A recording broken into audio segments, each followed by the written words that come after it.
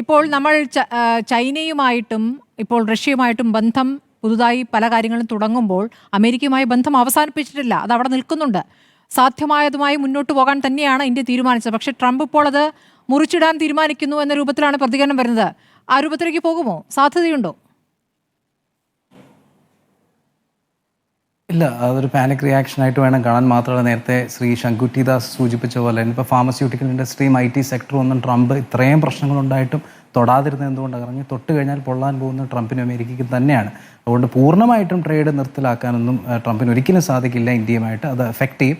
പിന്നെ ചൈനയുമായിട്ടൊരു ബന്ധം വേണ്ട എന്നല്ല ഞാൻ പറഞ്ഞത്.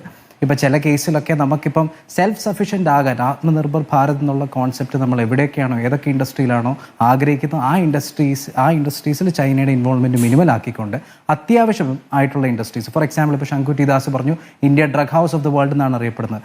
ആ drug house of the world എന്ന് അറിയപ്പെടുന്നത് കൊണ്ടാണ് നമുക്ക് ഇന്ത്യയിൽ നിന്ന് അമേരിക്കയിലോട്ട് ഫാർമസ്യൂട്ടിക്കൽ ഇൻഗ്രീഡിയൻസ് അയക്കാൻ പറ്റുന്നത്, ഫാർമസ്യൂട്ടിക്കൽ ഐറ്റംസ് അയക്കാൻ പറ്റുന്നത്. പക്ഷേ ആ ഫാർമസ്യൂട്ടിക്കൽ ഐറ്റംസിൻ്റെ ഇൻഗ്രീഡിയൻസ് വരുന്നത് എവിടെ നിന്നാണെന്നറിയോ? ചൈനയിൽ നിന്ന്. 70% വരുന്നത് ചൈനയിൽ നിന്നാണ്. അപ്പോൾ നമുക്ക് ആ കേസിൽ നിന്ന് ചൈനയെ ഒഴിവാക്കാൻ പറ്റത്തില്ല. അപ്പോൾ അങ്ങനെ സെൽഫ് സഫീഷ്യൻ്റ് ആകേണ്ടിടത്ത് മിനിമലാക്കുക. അല്ലാത്ത സ്ഥലങ്ങൾ, ഇപ്പോൾ സോളാർ പാനലുകൾ case, electronic components, auto components, APIs അതായത് ഫാർമസ്യൂട്ടിക്കൽ ഇൻഗ്രീഡിയൻസ്, ഇതിലൊക്കെ നമുക്ക് ചൈനയെ ആവശ്യമാണ്. ആ കാലഘട്ടത്തിൽ ചൈനയുമായിട്ട് അസോസിയേറ്റ് ചെയ്യുക തന്നെ വേണം. പക്ഷേ പാരലലി യൂറോപ്യൻ യൂണിയൻ മാത്രമല്ല നമുക്ക് വേണ്ടത്, വലിയൊരു രാജ്യമല്ല വേണ്ടത്. പകരം ചെറിയ രാജ്യമാണെങ്കിലും ഗ്രോയിങ് മിഡിൽ ക്ലാസ് ഉള്ള ഹൈ പോപ്പുലേഷൻ ഉള്ള രാജ്യങ്ങളെ ടാർഗറ്റ് ചെയ്ത് ഫ്രീ ട്രേഡ് അഗ്രിമെൻറ്റ്സ് നോക്കണം. ഇപ്പോൾ ഇന്തോനേഷ്യ ചെറിയ രാജ്യമാണ്, പക്ഷേ വലിയ പോപ്പുലേഷനാണ്. താരതമ്യേന അത്യാവശ്യം വലിയ മിഡിൽ ക്ലാസ് ഉണ്ട്. ആഫ്രിക്കയിലാണെന്നുണ്ടെങ്കിൽ സൗത്ത് ആഫ്രിക്കയുണ്ട്, നൈജീരിയ ഉണ്ട്, തൊട്ടടുത്ത് ജപ്പാനുണ്ട്, സൗത്ത് കൊറിയ ഉണ്ട്. ഇങ്ങനെയുള്ള രാജ്യങ്ങളുമായിട്ടൊക്കെ ഫ്രീ ട്രേഡ് അഗ്രിമെൻറ്റിൽ എത്താൻ സാധിച്ചാൽ കുറച്ചൊക്കെ നമുക്ക് അങ്ങോട്ടും ഇങ്ങോട്ടും ഒരു ലിവറേജ് കിട്ടും. അതുവരെ ചൈനയുമായിട്ട് ഷോർട്ട് ടേം ആയിട്ട് നമ്മൾ സിസ്റ്റമാറ്റിക് ആയിട്ടൊരു അസോസിയേഷൻ കുഴപ്പമില്ല.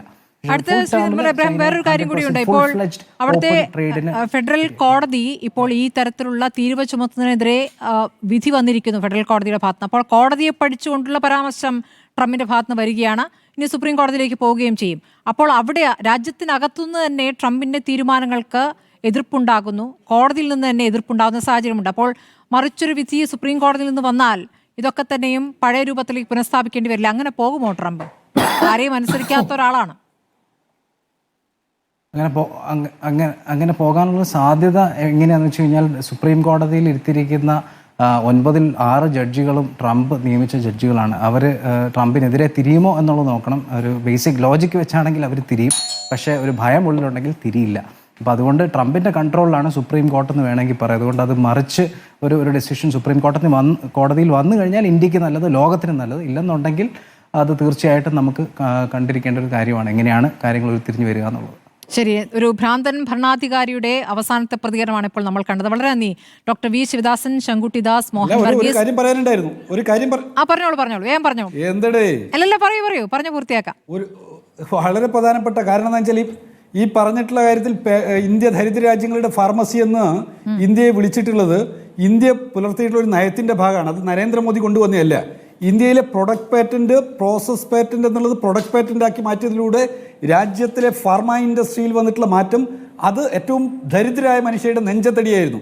കോൺഗ്രസും BJP ഒന്നാണ്. നിരീക്ഷകരൊന്നും അതിനെക്കുറിച്ച് പറഞ്ഞിട്ടില്ല. രണ്ടാമത്തെ ബെൽറ്റ് ആൻഡ് റോഡ് ഇനീഷ്യേറ്റീവ് ചൈനയുടെ ആ പദ്ധതിയുടെ മുകളിൽ ഇന്നത്തെ നമ്മുടെ ഈ നമ്മളിപ്പോൾ ചർച്ച ചെയ്തുകൊണ്ടിരിക്കുന്ന ഷാങ്ഹായ് കോർപ്പറേഷൻ്റെ ഈ ഇനീഷ്യേറ്റീവിനകത്ത്, റെസൊല്യൂഷനകത്ത് അവരതിനെ പുകഴ്ത്തി പറഞ്ഞിട്ടുള്ള ആ കാര്യത്തിനകത്ത് നമ്മൾ എടുക്കേണ്ടുന്ന നിലപാടെന്തായിരുന്നു? ഇന്ത്യയുടെ മാനുഫാക്ചറിങ് ഇൻഡസ്ട്രിയെ വലിയ നിലയിൽ പുരോഗതിയിലേക്ക് തള്ളിവിടുന്ന ഒന്നായിരുന്നു ഈ ബെൽറ്റ് ആൻഡ് റോഡ് ഇനീഷ്യേറ്റീവിൻ്റെ ഭാഗമായി നമ്മൾ ജോയിൻ ചെയ്തിരുന്നെങ്കിൽ ഉണ്ടാകുമായിരുന്ന ഫലം. എന്നാൽ ഇന്ത്യ അതിൽ നിന്ന് വേറിട്ട് നിന്നു. ആ വേറിട്ട് നിന്നത് ഇന്ത്യക്ക് അന്താരാഷ്ട്ര തലത്തിൽ ഒരു നല്ല പേരല്ല ഉണ്ടാക്കി കൊടുത്തിട്ടുള്ളത്. 100 രാജ്യങ്ങളെ കണക്ട് ചെയ്യുന്നിട്ടുള്ള ഒരു പ്രൊജക്റ്റിൽ ഇന്ത്യ മാറിയെന്നതോടുകൂടി ഷാങ്ഹായ് കോർപ്പറേഷനിൽ ഇന്ത്യ ഒഴികെയുള്ള എല്ലാ രാജ്യങ്ങളും അതിൻ്റെ ഭാഗമായിട്ട് നിൽക്കുന്നുണ്ട്. ഞാൻ പറഞ്ഞത് ഇന്ത്യൻ താല്പര്യത്തിനെതിരായി നിൽക്കുന്നു. അതിനപ്പുറത്ത് എന്താണ്, ഇന്ത്യയും ചൈനയും തമ്മിലുള്ള സാമർത്ഥ്യത്തിലൂടെ ഇന്ത്യയിലെ മോഡേൺ മാനുഫാക്ചറിംഗ് ഇൻഡസ്ട്രിയെ ശക്തിപ്പെടുത്താൻ പറ്റുമെന്നുള്ളത് ഇന്ത്യയെ സ്നേഹിക്കുന്ന സാമ്പത്തിക ശാസ്ത്രകാരന്മാരൊക്കെ ആവർത്തിച്ച് പറഞ്ഞിട്ടുള്ള കാര്യമാണ്. പക്ഷേ അതിനൊപ്പം നമുക്ക് പോകാൻ കഴിയുന്നില്ല എന്നുള്ളതും ഒരു യാഥാർത്ഥ്യമായിട്ട്